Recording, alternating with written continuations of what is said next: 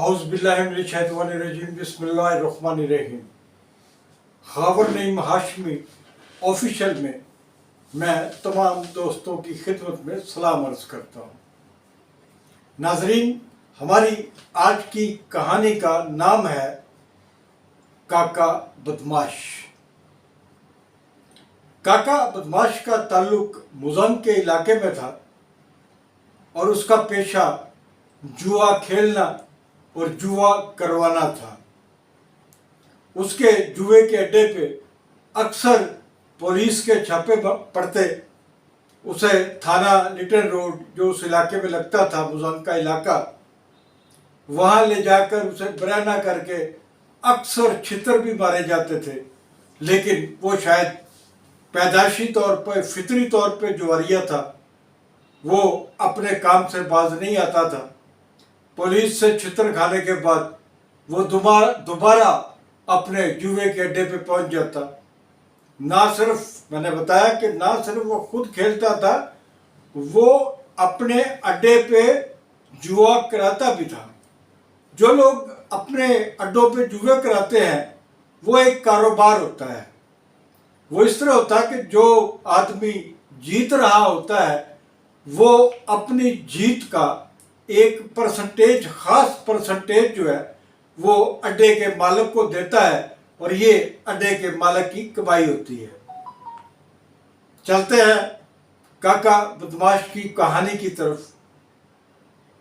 काका बदमाश ने कई सालों के बाद इछरे में, जो हमारा मोहल्ला था, वहां पर एक 3 मरले का मकान खरीदा और वहां एक नई नवेली अपनी दुल्हन को बसा के रखा। वो पहले से शादीशुदा था, उसकी बेटियां भी जवान थी, लेकिन ये जो औरत थी जिससे उसने शादी की थी, मेरे ख्याल में शादी की थी, जो मैं समझता था, तो उसको रखा। तो 1-2 दफा वो औरत किसी काम से हमारे घर में भी आई। मैंने उस औरत को देखा। वो एक मुकम्मल जवान और हसीन औरत थी।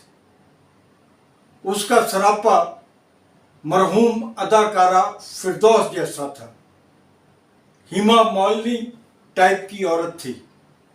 अगर मैं ये कहूँ कि उसे देखकर फौरी तौर पर दिमाग में हिमा मालिनी का चेहरा घूम जाता था तो ये बेजा ना होगा। वक्त गुजरता गया। काके बदमाश की उस बीवी ने, जो नई बीवी, जवान बीवी थी, उसने एक बेटी को जन्म दिया। वक्त और गुजरता है और बच्ची को 3 साल या 4 साल के करीब होती है तो वो बच्ची को घर से ले जाता है, किसी मदरसे में दाखिल करा देता है। और उसके बाद मैंने उस बच्ची को कई साल तक नहीं देखा। 3, 4, 5 साल गुजर गए और मेरे भी दिमाग से महव हो गई थी और मैंने भी ये बहुत बात जो थी कि काका बदमाश अपनी नई नवेली दुल्हन जो थी, उसकी खूबसूरत दुल्हन, उसके बदन से पैदा होने वाली बेटी को किसी मदरसे में छोड़ आया। और मैंने उस वक्त ये भी नहीं सोचा था कि भाई मदरसे में क्यों छोड़ आया है। असल में ये उसका गिल्ट था कि वो एक बदमाश है, बदकुमाश आदमी है, उसके घर में बेटी पैदा हुई है और कहीं बेटी जो है वो गलत रास्तों पे ना चल सके। हालांकि वो उसकी माँ मौजूद थी जो अपनी बेटी की सही तरबियत करती, उसको तालीम दिलाती, माँ अपनी शफकत देती। लेकिन काका उस बच्ची को किसी मदरसे में छोड़ आया। कई साल गुजर गए। मैं ऑफिस से एक शाम घर आया तो देखता हूं कि मेरी बीवी एक बच्ची को स्टूल पर बिठाकर उसके सर से जुएं निकाल रही थी। ये मेरे लिए एक बिल्कुल नया मंजर था। میں نے اپنی بیٹی سے پوچھا کہ یہ کون ہے لڑکی اور تم جس کی جوئیں نکال رہی ہو؟ اس نے کہا آپ نے پہچانا نہیں؟ میں نے کہا نہیں، میں نے نہیں پہچانا، میں نے نہیں پہچانا اس بچی کو۔ میری بیوی نے کہا یہ وہی بچی ہے جو ہمارے ہمسائے میں کاکے بدماش کی بیٹی ہے، اور کاکا بدماش اسے کسی مدرسے میں چھوڑ آیا تھا، وہاں پر مدرسے میں پتہ نہیں اس کے ساتھ کیا سلوک ہوتا رہا ہے، یہ بیمار بھی ہے، اس کا چہرہ بھی مرجھا چکا ہے، اور اس کا سر جو ہے وہ جوؤں سے اٹا ہوا ہے۔ یہ بات میرے لیے بہت پریشانی کا باعث بنی۔ میں نے اس کو بہت فیل کیا، میرا دل اداس ہوا۔ ایک آدمی پریشان ہو جاتا ہے نا کہ یار ایک معصوم سی بچی ہے اور اس کا قصور یہ ہے کہ وہ ایک بدماش کے گھر میں، ایک جواریے کے گھر میں پیدا ہوئی، اور جواریے کو خطرہ ہے کہ اس کی بیٹی جو ہے کہیں دوسری وہ عورتیں جو کاکے بدماش کے پاس آتی تھی ان کی طرح کی عورت نہ بن جائے۔ تو اس نے اس کو اسلامی ڈھانچے میں ڈالنے کے لیے مدرسے کا سہارا لیا، اور بغیر سوچے سمجھے کسی دور دراز مدرسے میں چھوڑ آیا، اور پھر حال تک نہ پوچھا اس نے اپنی بیٹی کا۔ اور کئی سالوں کے بعد پتہ نہیں مدرسے والے اسے چھوڑنے آئے یا کاکا اس کو لے کے آئے، یہ تو مجھے نہیں پتا۔ میں نے اس معصوم بچی کو اپنے گھر میں جوئیں نکلواتے ہوئے دیکھا۔ میری بیوی نے اس کو نہلایا دھلایا بھی، اس کے لیے کپڑوں کا بھی بندوبست کیا۔ میں یہ کئی دن تک یہ بات سوچتا رہا کہ یار بیٹیوں کے ساتھ یہ سلوک بھی کیا جاتا ہے،